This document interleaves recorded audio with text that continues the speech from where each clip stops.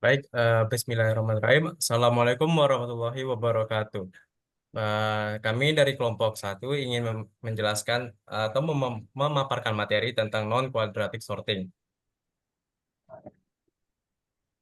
Oke, berikut di sini ada nama anggotanya. Yang pertama ada Ananda Khairunisa yang dengan NIM 1323073. Yang kedua Indri Sintiawati Sinaga dengan NIM 1323089.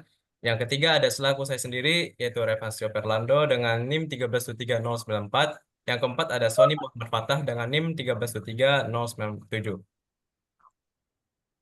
Oke, di sini ada pengertiannya ya. Pengertian non-quadratic sorting mengacu pada algoritma pengurutan yang memiliki kompleksitas waktu lebih baik daripada nol atau n pangkat 2.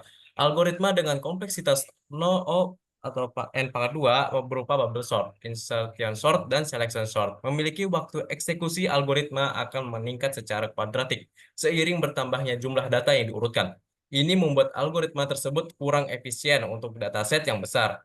Mengapa perlu algoritma non-kuadratik? Yang pertama, kita bisa mendapati efisiensi waktu untuk database dataset besar. Algoritma non-kuadratik jauh lebih cepat. Yang kedua, ada penerapan yang luas, yaitu digunakan dalam berbagai aplikasi, mulai dari pengolahan data hingga pengembangan sistem operasi. Oke, untuk materi quicksort akan dijelaskan oleh anggota saya. Selanjutnya ada quicksort.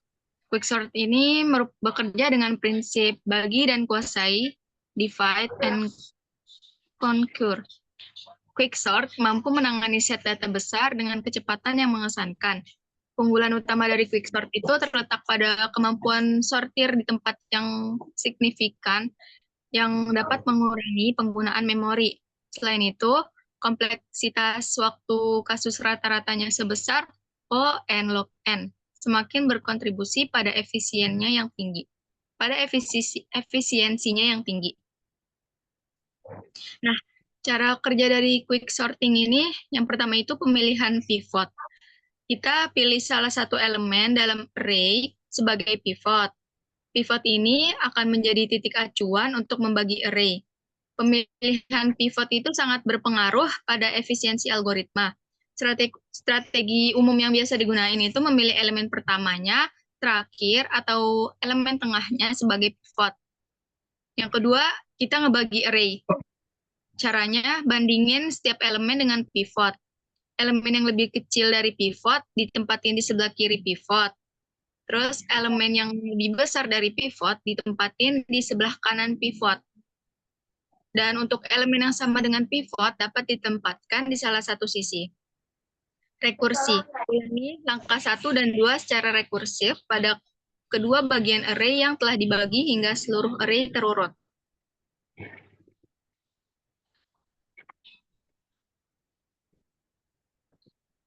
Nah, ini ada contoh soal dari quick sorting. Ada array-nya terdiri dari 3, 2, 8, 1, dan 5. Nah, kita pilih pivotnya itu di angka 8. Nah, karena 8 ini, kita bandingin dulu nih, ada 3 sama 2.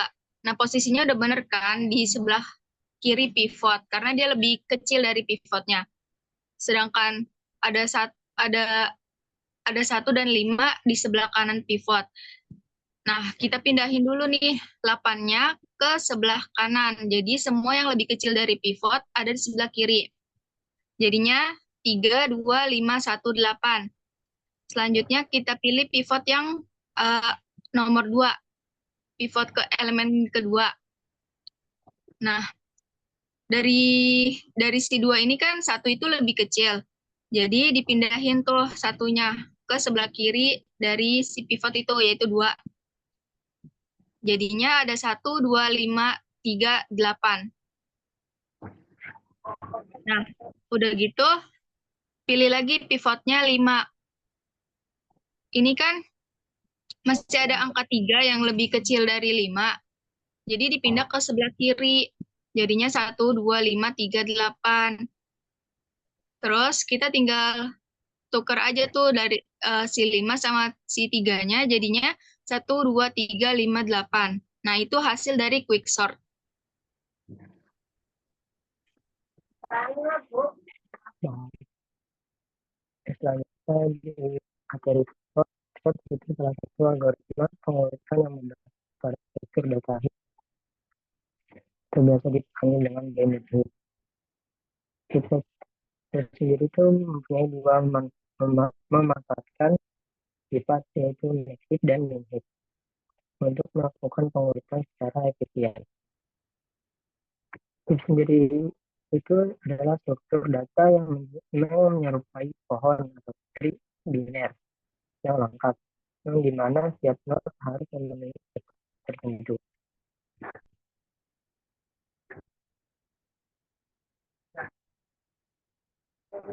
Nah, di sini ada hubungan antara indeks array dan elemen pohon. Pohon biner lengkap memiliki properti yang menarik untuk digunakan yang menemukan anak dan induk dari simpul manapun. Cara untuk menemukan anak dan induknya itu menggunakan rumus 2 dikali I plus 1 itu untuk menemukan anak kirinya. Untuk mencobanya, kita coba dengan 2 dikali 0 ditambah 1, itu hasilnya 1, hasilnya indeks 1, maka variabel itu 12. Indeks 0 itu 1, indeks 1 itu variabel 12, itu menjadi anak anak kiri di 12, induknya itu di indeks 0. Lalu di anak kanannya rumusnya 2 dikali I ditambah 2. 2 dikali 0 ditambah 2 itu hasilnya 2. Merupakan anak kanan dari indeks 0. Itu anak kanannya itu 9. Ya, adalah 9. Itu anak kiri dari 12 itu 5. Anak kanan dari 12 itu 4. Anak kiri dari indeks 2 itu 10 atau indeks 5. Lanjut, Pak.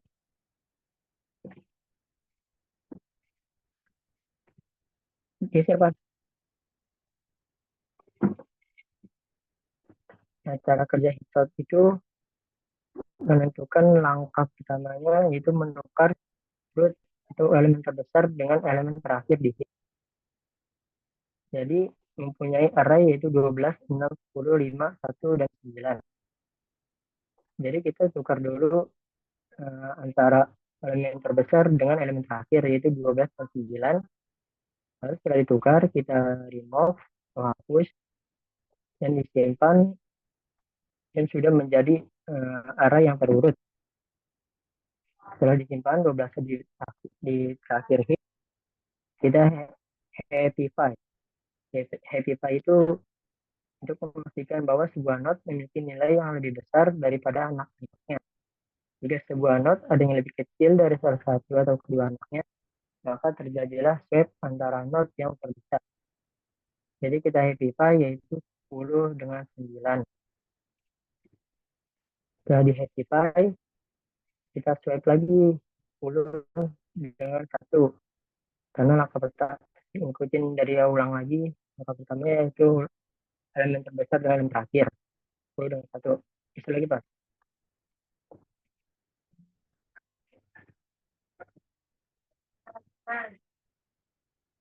Geser, Pak. Nah, setelah di swap, kita remove lagi 10-nya. 1 sampai 10 kita remove, disimpan, dan sudah menjadi array yang terurut. Setelah di remove, kita verify lagi dengan 9 dengan 1.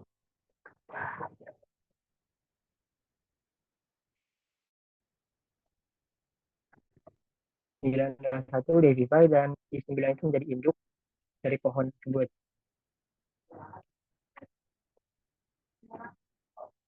Setelah di verify, kita swap antara 5 dengan 9. Setelah menentukan elemen terbesar dengan elemen terakhir. Swap lagi, Bang.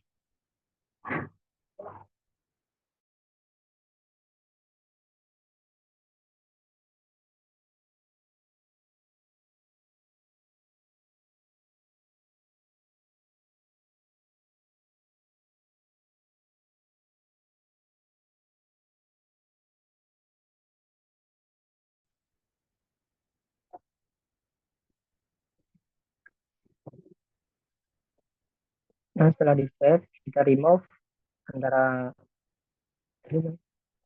9 udah di remove dan simpan jadi array yang terus dari 9, 10, 12. Setelah di remove, kita happify, itu 6 dengan 5. 6 dengan 5, jadi 6-nya itu jadi induk. Jadi happify, kita save lagi antara 6 dengan 1. Nah, jadi 6 dengan 1, 6-nya jadi dihapus, disimpan, jadi array yang terurut. Ya, diurut, kita happify antara 5 dengan 1. Itu 5-nya menjadi induk, induk dari 5 di antara 1. Nah, di happify, di save lagi 5 dengan 1-nya, itu dihapus menjadi array yang terurut bisa dengan 1 dan episode-nya menjadi 1, 5, 6, 9, 10, 12. 12.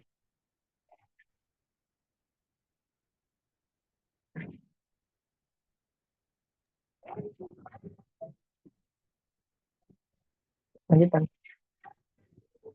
Baik, selanjutnya Predictsort.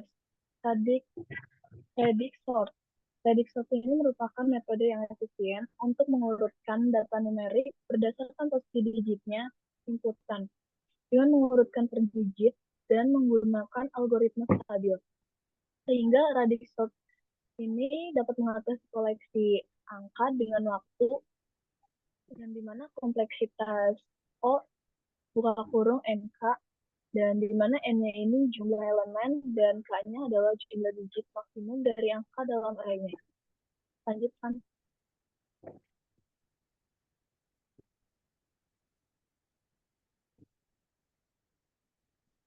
Selanjutnya, cara kerja Predictsort.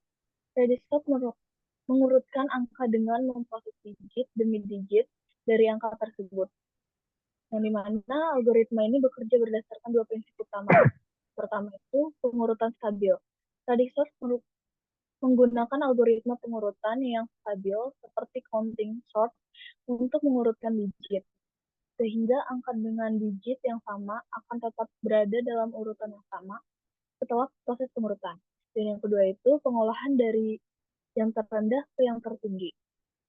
Di mana proses pengurutan dimulai dari digit yang paling rendah, misalnya digit satuan menuju digit yang lebih tinggi, misalnya digit puluhan, ratusan, dan seterusnya. Lanjutkan.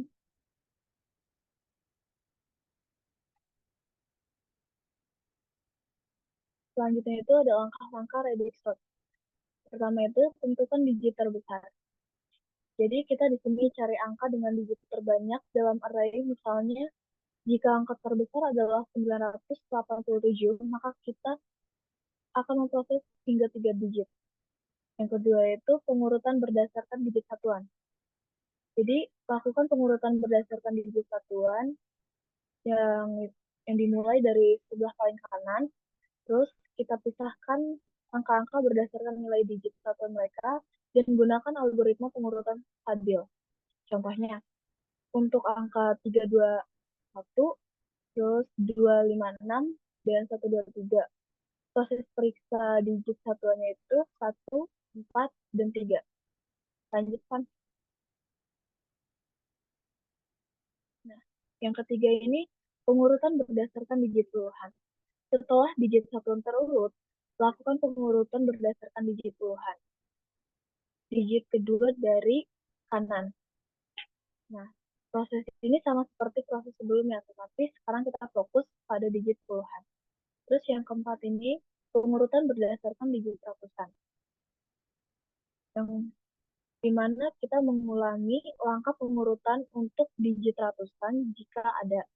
Terus selanjutnya, lakukan lagi hingga semua digit yang relevan telah diproses. Nah, yang terakhir ini hasil akhirnya.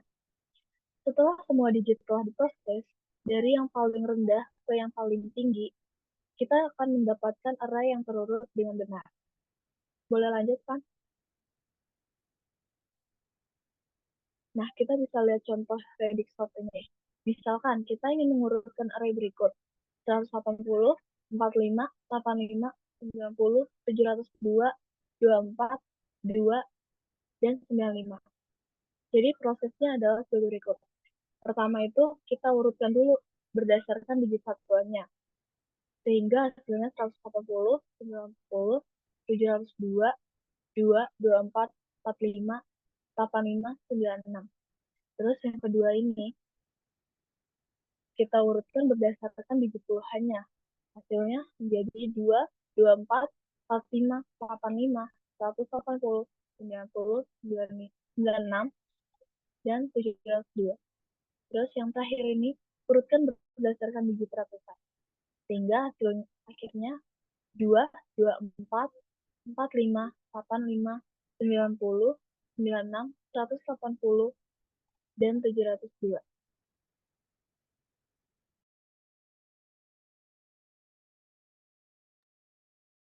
Oke, di sini kita sudah sampai yang di mana tentang merge sort. Merge sort sendiri salah satu algoritma pengurutan yang menggunakan teknik divide and conquer. Algoritma ini memecah array yang ingin diurutkan menjadi dua bagian, mengurutkan kedua bagian tersebut, dan kemudian menggabungkan kembali menjadi satu array yang terurut. Merge sort memiliki waktu yang kompleksitas O buka kurung n log n. Dalam semua kasus, terbaik, rata-rata, dan terburuk, menjadikannya efisien untuk pengurutan. Oke, di sini langkah yang pertama ada langkah-langkah Microsoft ya. Di sini ada dua langkah, yaitu ada pembagian dan penggabungan. Jadi pertama di sini ada pembagian atau disebut dengan divide. Langkah ini merupakan pembagi array yang akan diurutkan menjadi dua bagian yang lebih kecil. Proses ini dilakukan secara rekursif hingga setiap bagian hanya mengandung satu elemen. Pada titik ini, setiap elemen dianggap sudah terurut. Yang kedua ada penggabungan atau yang disebut dengan conquer. Setelah array dipecah menjadi bagian-bagian kecil, langkah berikutnya itu menggabungkan bagian-bagian ini kembali menjadi satu array yang terurut. Penggabungan ini dilakukan dengan membandingkan elemen-elemen dari dua bagian yang berbeda dan menyusunnya dalam urutan yang benar. Nah, di sini kita bisa ngambil contoh dari soal di sini saya dapat ya. Yang pertama, array berikut yang ingin diurutkan yaitu adalah 6, 5, 12, 10, 9, dan 1. Cara penyelesaiannya yang pertama kita tentukan dulu dengan metode pembagian atau divide. Jadi, oke, dengan di sini pertama di sini adalah bagilah array menjadi dua bagian, di mana 6, 5, 12 itu jadi 3 dan 10, 9, 1 dibagi jadi 3. Nah, kemudian dilanjutkan membagi setiap bagian hingga hanya satu elemen di setiap bagian. Yang dimana sini ada 6, 5, 12 menjadi 6 dan 5, 12. Nah, kenapa 6 sini eh, satu ya karena hanya bersifat satu, karena 3 ya karena harusnya dua elemen, karena kalau sifatnya satu itu variabel. Mungkin nanti akan ada lanjutannya. Di sini yang kedua ada 10, 9, dan 1 menjadi 10 dan 9, 1. 5, nah yang tadinya 6, 5, 12 ini kan sudah dibagi. Kemudian yang 5, 12 itu kita bagi lagi, dipecah lagi menjadi 5 dan 12. Dan juga sebenarnya di 91 itu yang dari 10, 91 itu dibagi lagi, dipecah lagi menjadi 9 dan 1. Nah, pada pembagian tersebut memiliki subarray yang hanya mengandung satu elemen, ya, di mana satu variabel itu ada 6, 5, 12, 10, 9, dan 1. Nah, di sini untuk kita sudah bagi nih subarray-nya yang hanya mengandung satu elemennya, yang sudah satu elemen. Setelah itu dibagi, kemudian digabungkan hasil pembagian tersebut dengan metode menggabungkan atau conquer. Mulai digabungkan subarray yang hanya mengandung satu elemen. 6 sebagai 6. Nah, di sini sudah jelaskan ya karena sudah terurut hanya satu dan hanya satu elemen.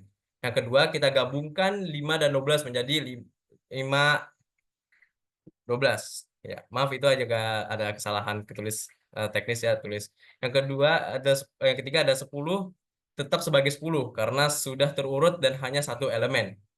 Yang 9 yang keempat ada gabungkan 9 dan 1 menjadi 1, 9.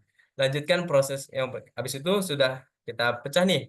Kita lanjutkan lagi ke proses penggabungan. Nah, gabungkan 6 dan 5, 12 ini menjadi 6, 5, 12. Nah, diurutkan ya seperti itu. Dan kedua ada gabungkan 10, 9, 1 menjadi 1, 9, 10. Mungkin dari kesalahan yang awal itu harusnya gabungkan 6 dan 5, 12 itu harus menjadi 5, 6, dan 12 karena harus berurutan dengan dari kecil sampai ke besar. Nah, untuk akhirnya kita sudah diurut tuh. Mungkin kita gabungkan lagi dengan penggabungan terakhir yaitu gabungkan dengan 5, 6, 12 dan 1, 9, 10 menjadi 1, 5, 6, 9, 10 dan 12. Maka hasilnya menjadi 1, 5, 6, 9, 10 dan 12. Nah, di sini seperti jalannya ya dari 6, 5, 12, 10, 9, 1. Nah, 6, 5, 12 itu dipecah menjadi dan dibaca menjadi dibagi menjadi 3, 10, 9, 1 itu dipecah juga. Nah, yang 6, 5, 12 ini kita pecah lagi. Yang satu variabel hanya bersifatnya 6, 6 dan 5, 12 ini kita gabungkan. Nah, 15 ini kita gabungkan lagi, maksudnya kita pecahkan lagi menjadi 5 dan 12. Dan sini juga sama seperti yang sebelumnya, itu 10 kita pisahin menjadi satu variabel. Nah, 91 ini kita gabung. Nah, 91 ini kita gabung, terus kita pecah lagi menjadi 9 dan 1.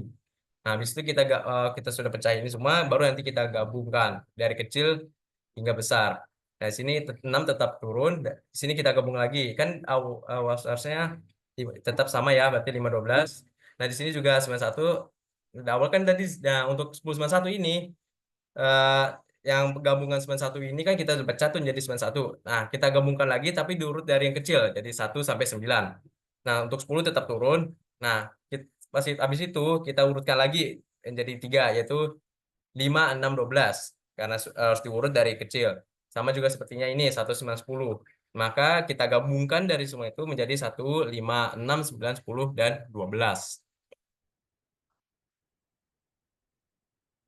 Oke, ini untuk pertanyaan dari kelompok kami ya. Yang pertama di sini mungkin yang eh, penjelasannya yang pertama itu adalah apa kelebihan quicksort dibandingkan dengan algoritma pengurutan lainnya. Yang kedua, kapan quicksort memiliki kinerja yang buruk. Yang ketiga, dapatkah radix sort digunakan untuk mengurutkan string. Yang keempat, apa perbedaan antara max heap dan min heap dalam struktur data heap. Yang kelima, bagaimana cara merge sort menangani pengurutan data yang sangat besar atau lebih besar dari memori yang tersedia. Oke, sekian dari pemaparan kelompok kami. Kurang lebih yang mohon maaf. Jika ada salah kata, mungkin bisa dimaafkan. Kurang lebih yang mohon maaf. Wassalamualaikum warahmatullahi wabarakatuh. Oh,